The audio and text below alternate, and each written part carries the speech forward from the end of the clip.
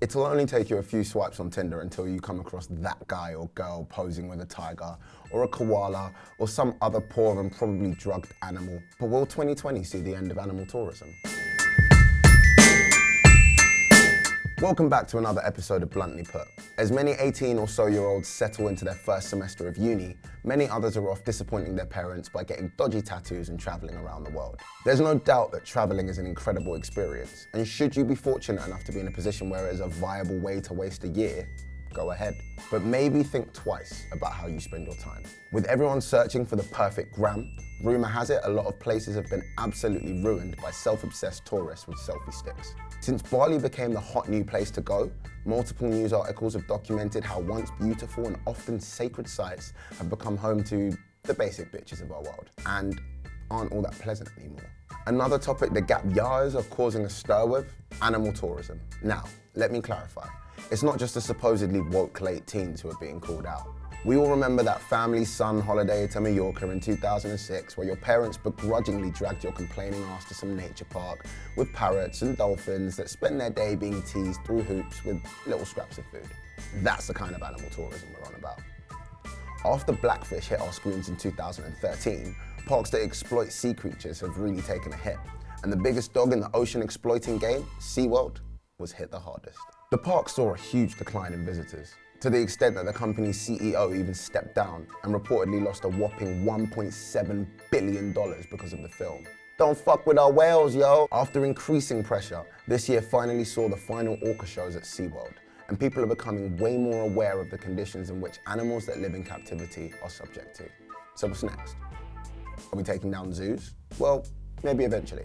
But at the moment, the majority of the concern seems to have shifted over to wildlife tourism. Various places around the world offer a kind of wildlife interaction experience, supposed to leave visitors feeling humbled and hitting the 100 like mark on Instagram. But how are the animals doing? Thousands flock to Thailand each year in search of the perfect pad thai and a banging bikini pic on those gorgeous sandy beaches. And once they've achieved those, they frequently travel inland in search of elephants. Mayataman Elephant Camp near Chiang Mai is one of the hot spots for tourists looking to get a wildlife experience. Once there, you can ride on, wash, and feed the giant animals, and of course, take 1,000 pictures on your bad for the environment disposable camera. However, as well as these interactions, the animals are also made to perform, doing tricks such as painting pictures, throwing darts, and kicking footballs. Not such a natural experience now, is it? Whilst it might be nice for you to spend a few hours with these elephants, for them, this is their entire existence.